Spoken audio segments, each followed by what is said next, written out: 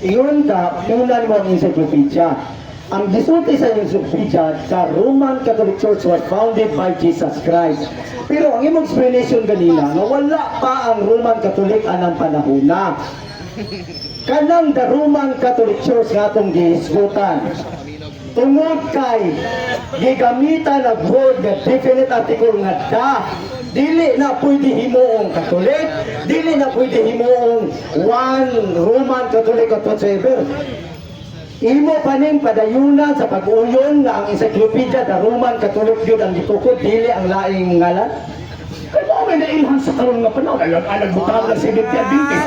Nagkaroon ng Catholic Church man ana. Diba? Alag ang ito yung Seventh Adventist nga ang nailhan, ang itagaan nila og content, ang information regarding sa na-known karoon na Roman Catholic Church. Pero kung iyong pasahon ang whole context sa gitawag og history, referring na sa 1st century Christian, 2nd, 3rd, 4th, until sa 21st century. So, kanang word na Roman Catholic, ginamit man na sa mga writer kay Pratag-Prueba, kanang mag-umpisa mo na ron, kanang Roman Catholic Church. Pero ang history again, for the first 1,000 years, mo na ang single Catholic Church headed by the Pope. Minawa akong statement ba sa kumulo. Kaya taas kayo pananaw sa inyo. Kana ha? Da! Article da ha? Kasabot kag article da. Dili na mo pwede transfer. Kaya ang article da, nag-focus siya sa pronoun nga the Roman Catholic Church was founded by Jesus Christ 33 AD. Ako na galing kitanggal ang 33 AD. Kaya ka, uyunan nimo. Ang encyclopedia nga imong giyunan, nagsulti siya nga ang Roman Catholic Church ni gamit og definite article da. Pero, sabta nag-explain ka, muyon ka nga, di karoon na lang na. Pero ang encyclopedia nag-ingon, no, the definite article was founded 33 AD.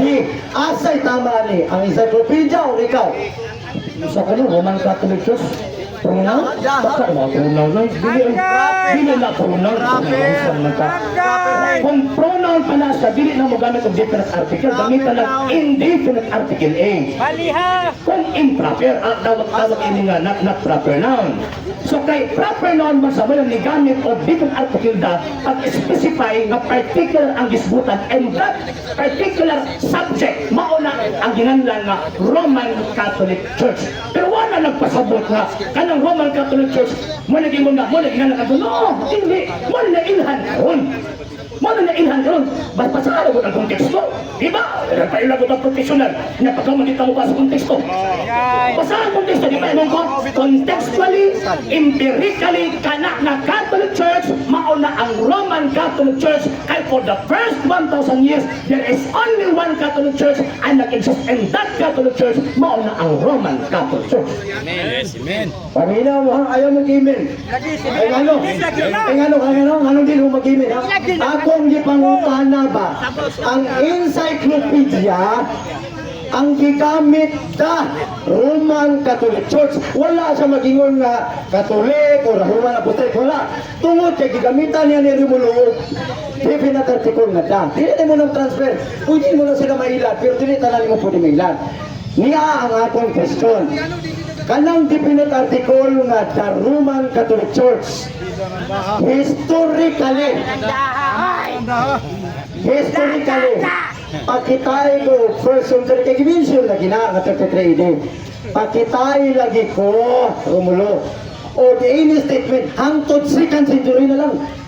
Hangtod 2nd century nga ang the Roman Catholic Church was founded by Jesus Christ on 33 AD or 1st century. Ayaw ko lipata sa da. Ikaw naman nagimit-gamit ka ng kanya, nasupla ka, reklamo ka. Gamit-gamit siya ng different article ka, nasupla, tawag yun yung ipahil sa ko, ayaw, dili na tawag yun. Dili na mao. Ang imong question answered na. Diba? Pinakagilito ka kanina. Nabiyagin mo nga, one word is enough for a wise man. Gipubay mo na ko kanina. 1st century ka ng letter of St. Clement Rome. At 2nd century ka lang tawag ka nilang St. Ignatius. Ikatulong obispo sa gitawag ko Antioquia, nanigo siya kanang iglesia ha, mao na ang Catholic Church. Ingon nagani ko sa imuha no, na letter of Saint Ignatius Smyrnius chapter 8 verse 1 to 2. Diba? Mama lang ingon. Ni Saint Ignatius. Letter of Saint Ignatius Smyrnius chapter 8 verse 1 to 2. So kasi kung may tawag kayo pagkatao nito, 3rd century. Ako na ganun yung ito, wala ka nang hinaw. Interesado ka tawag ilang mga utana, hindi ka interesado ng hinaw sa tubag. Mayang di ka magkasinabo, nga naman, kay saan ka magtupag kung maguna-huna pa mo kung sa inyong pangutangas mo, ha? Emphasize. Ingon ka na sa Ignacio, kung asa gani ang mga obispo na si Kristo, kung asa na si Kristo na ang Iglesia Katolika.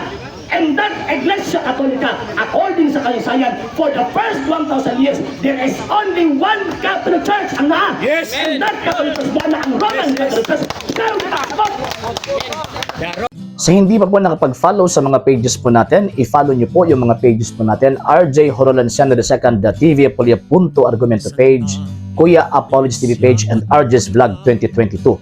And pwede rin po kayo mag-send po dyan ng Facebook stars. And also, sa atin po mga channels, sa hindi po nakapag-subscribe, i-subscribe po ninyo yung mga channels natin, Dalay Catholic, Apologies International Official, RJ Sanado II TV, Kuya Apologies TV, and Barrio Kawayan Religious Forum.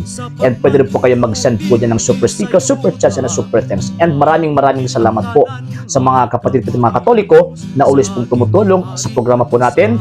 Maraming salamat po. Nang dahil po sa tulong at suporta po ninyo, ang programa po ito, until now, andito pa rin po sa social media. And until now din po, nangangailangan pa rin po tayo sa tulong at suporta po ninyo dahil wala po kami magagawa rito mga sir, mga ma'am, kung wala po yung tulong at suporta po ninyo. Sa gusto pong tumulong, sa gusto pong sumuporta, pwede po ninyong ipadala ang tulong at suporta po ninyo sa pamamagitan po ng ating mga account numbers dyan po sa ating pong screen. And pwede nyo po kaming i-message sa ating pong page kung via remittance po yung papadala po ninyo. Maraming salamat po in advance.